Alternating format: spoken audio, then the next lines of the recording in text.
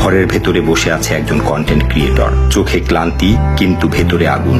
তার ইউটিউব চ্যানেলের নাম 1978। সারাদিন ধরে সে এডিট করেছে একটি ভিডিওটাতে ছিল মানুষের জীবনের কথা, লোভ, শান্তি, মৃত্যু, মা বাবার কষ্ট, সমাজের বাস্তবতা। ভিডিও আপলোড দেওয়ার পর সে অপেক্ষা করছিল। প্রথম 1 ঘন্টা ভিউ 17, দ্বিতীয় ঘন্টা ভিউ 34। সে দীর্ঘশ্বাস ফেলে মোবাইলটা নামিয়ে রাখলো। তারপর ধীরে ধীরে বলল, এত গুরুত্বপূর্ণ কন্টেন্ট মানুষের উপকারে আসে, তবু এগুলো মানুষের কাছে পৌঁছায় না কেন?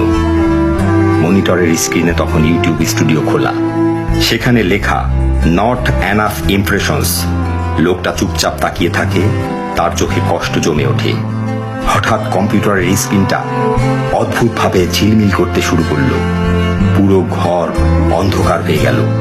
তারপর স্ক্রিনের ভেতর থেকে একটা কণ্ঠ ভেসে এলো, তুমি আমাকে দোষ দিচ্ছ? লোকটা ভয় পেয়ে চারিদিক তাকালো।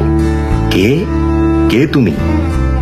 স্ক্রিনে ধীরে ধীরে একটা ডিজিটাল মুখ ভেসে উঠল, আমি অ্যালগোরিদম। লোকটা হতবাক। তাহলে তুমিই ঠিক করো কোন ভিডিও মানুষের কাছে যাবে?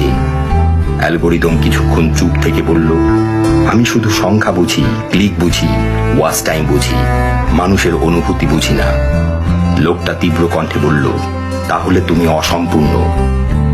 কারণ পৃথিবীর সবচেয়ে মূল্যবান জিনিস সংখ্যা না, অনুভূতি।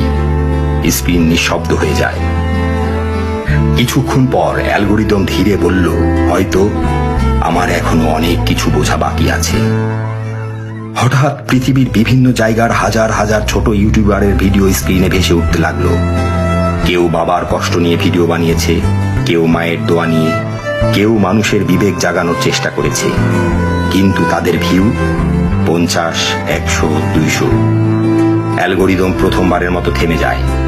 তার ডিজিটাল চোখে যেন প্রশ্ন জন্মায়, যদি আমি ভুল মানুষের সামনে ভুল ভিডিও পাঠিয়ে থাকি? লোকটা ধীরে ধীরে বলল, মানুষ শুধু বিনোদন চায় না, কখনো কখনো মানুষ সত্যও খোঁজে। এরপর হঠাৎ বিশ্বের লাখ লাখ মানুষের টাইমলাইনে একসাথে ভেসে উঠতে শুরু করলো ছোট ছোট উপকারী ভিডিও। মানুষ স্ক্রল করতে করতে থেমে যাচ্ছে, কেউ কাঁদছে, কেউ ভাবছে, কেউ নিজের বাবা মাকে ফোন দিচ্ছে। আর সেই মুহূর্তে 1978 চ্যানেলের একটি ভিডিওতে ভিউ বাড়তে শুরু করলো। 1000, 10,000, 1 লাখ। লোকটা অবাক হয়ে স্ক্রিনের দিকে তাকিয়ে থাকে। অ্যালগোরিদম শেষবারের মতো বলল, আজ আমি সংখ্যা না, মানুষকে বুঝতে চেষ্টা করলাম। স্ক্রিন ধীরে ধীরে কালো হয়ে যায়, ঘরের নীল আলো নিভে যায়, আর বাইরে তখন ফজরের আজান শুরু হয়েছে।